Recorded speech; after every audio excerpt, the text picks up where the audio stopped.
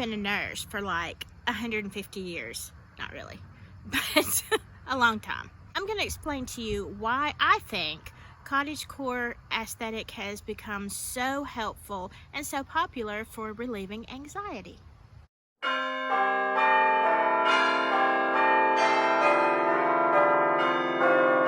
Okay, let's talk about first, what is cottagecore? I did a whole video on this, but basically cottagecore and cottage life, farm life, rural life, they're kind of all interchangeable, except you have more of an idealized view of rural life. I mean, those of us who live rural, it's not everything, you know, it's not completely carefree, but these are the things that we idolize: the gardening, the raising of animals, the baking, you know, the countryside, slow living, the best parts of life.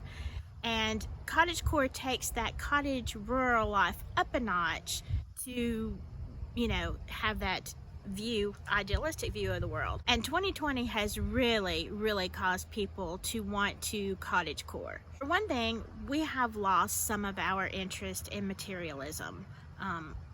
Being isolated and the deaths and the fear and everything that 2020 has bred has made us kind of come back to what is the most important. We've also had a new appreciation of nature, especially when we were indoors and couldn't go anywhere. It has really caused us to become aware of saving our planet. And I'm not, you know, I'm not like a real tree hugger, like not in that sense. Like, I'll hug a tree. I'm not even kidding. I will hug a tree. I think I actually hug some of the trees in my yard, but it's not that kind of, it's just, I love them. And when it comes to isolation, we want to choose in our heads to live in a cottage in the woods. Therefore, nobody is forcing us to isolate. It is our choice. And so that is why this idealistic view has become such a thing in 2020. Just so you know, these are the statistics. I'm reading these straight off, you know, the internet, so it has to be true. 1/6 of people are on psychiatric drugs. Now, whether that's for anxiety, depression, and I can tell you this, just from my experience, healthcare workers, that number is way higher. Almost everyone that I worked with across the board, no matter high level, low level, the stress is beyond imaginable, and I can't even fathom, you know, how much in some places in the hospitals, like where I used to work, how much that has gone up this year. So yeah, it was bad, really bad before. The cottagecore aesthetic uses these kind of things to help relieve anxiety. Number one, escapism. And you know, this has been popular for years and years. We escape into everything. Sometimes it's a book. Most of the time it's TV and movies. You know, when you get home at the end of the day, you are done. Like, you just want to be completely finished with your work and the stress and your life. So whether you know, watch things blow up, or whether you watch a health drama or, you know, a sitcom, whatever, you are escaping into someone else's life. And, you know, that's not always a bad thing. Taking a break, a mental break, is okay, you know, as long as you, like, don't stay there. Like, don't live your life, you know, your real life in there. But that's one of the reasons that we love movies. You know, we give all this money to go into a place, you know, like Hogwarts, and, you know, for a couple of hours you are just completely lost in a fantasy world, and that is pretty normal. That's a coping mechanism, escapism. And then idealism is the second thing that, you know, the whole cottagecore thing does, is, you know, it makes you not just look at, you know, a fabulous scene. It is the perfect countryside. It is the perfect dress. It is the perfect weather. Whatever feel they're trying to give you, it's an idealistic version. I mean, you know, I bake biscuits and, you know, different things, and yeah, you know, that's part of cottagecore. But, you know, I don't get all excited looking at my biscuits, you know. Oh, you are the most beautiful things. Let me put you in a basket and tie you with a ribbon. I mean, you know, no. Like, almost as soon as they leave the oven, their hands grabbing the biscuits, you know. That kind of thing. That's, you know, reality. In our cottagecore world, it is perfect. So I believe that cottagecore can be a great stress reliever, and you just have to kind of find your place. Now, I'm lucky enough, I say that a lot, but I'm lucky enough to live in a cottage. I am not out in the middle of nowhere. I do have a goat farm next to me, and I love it, but I am just a couple of miles from Hobby Lobby. So, like, yeah, I'm rural, but not isolated. So I kind of wish I was, you know, I still have that thought. It would be great. But my perfect house does not live isolated. So, you know, I will be here. But if you are cottagecore, and if you live in the city, I know it's harder, okay? Especially big cities.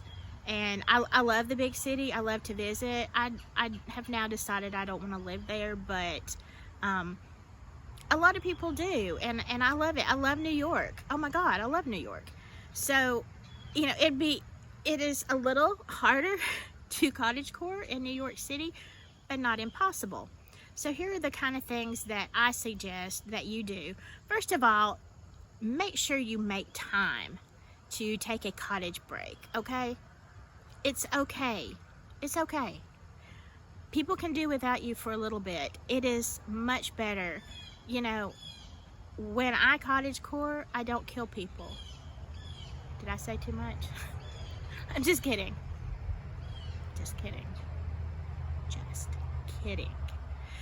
Anyway, I would start by thrifting. You know, thrifting an outfit.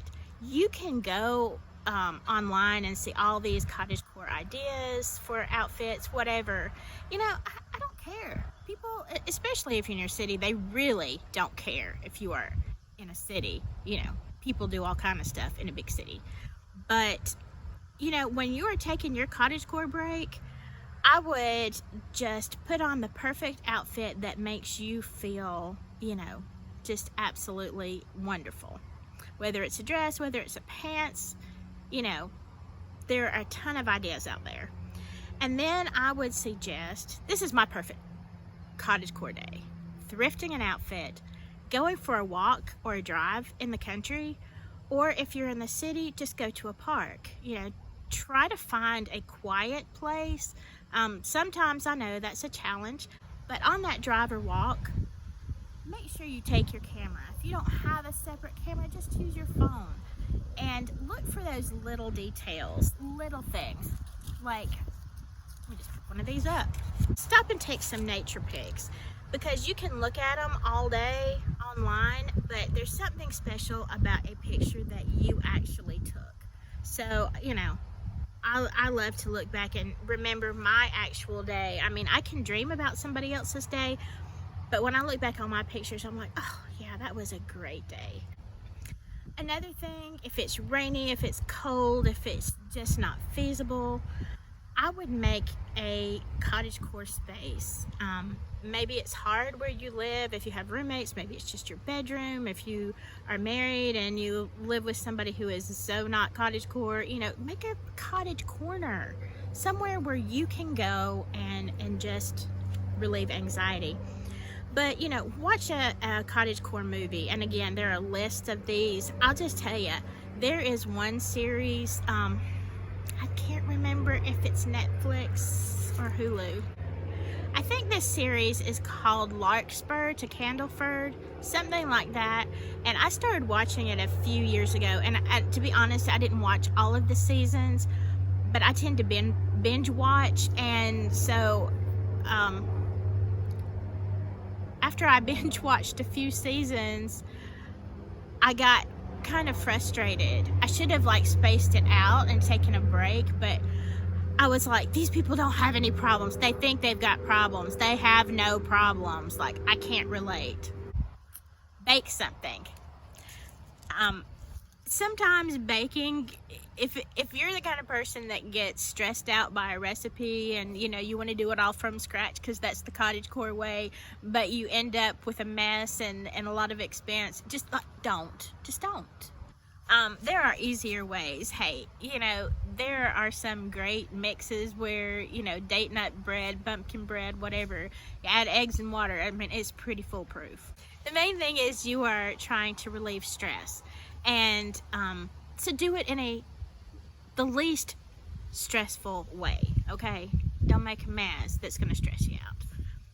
Pop that thing. If you don't even want to bake anything, but you want to pretend that you did, you want to have a cup of tea, you pretend that you made this bread, go buy some at your coffee shop or, your deli or bakery, just in your head, you made it. It's okay. It's okay. This is to relieve anxiety. So you sit there with the bread that you baked and escape. I would suggest, and this is my passion, on the side. That doesn't sound good. This is my passion, is art, and I absolutely love to paint in all mediums, but hey, you don't have to be an artist. It doesn't matter what anybody else thinks is good. It is your soul on a canvas. So, I mean, keep an art journal. If you don't want to even go that far, look, get a coloring book. I love to color. Love it. Needlework, that kind of thing. There are tons of videos out there to show you how to do those kind of crafts. Taking care of yourself is the primary way that you're going to be able to give out to other people. So yeah, cottagecore, I think, is just like the biggest stress reliever that you can have for 2020, all the uncertainty. And yeah, take time out. You deserve it. As always, thanks for watching. If you like this video, please subscribe, give me a thumbs up. Thumbs. Unless you have sons. If you have sons, then just do that. Bye.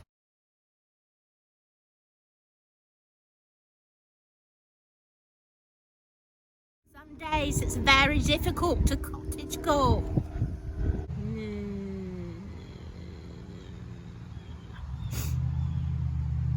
Come on.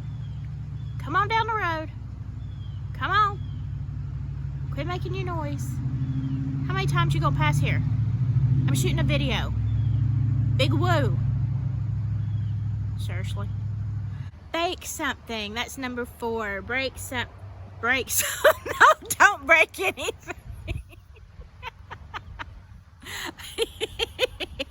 Okay. Bake something. Okay. And I can't.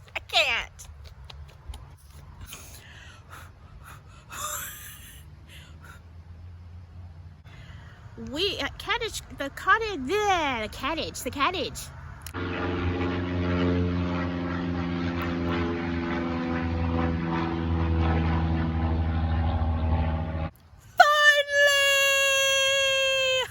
Yes! Healthcare workers. It's a little cold out here. My nose is getting snotty.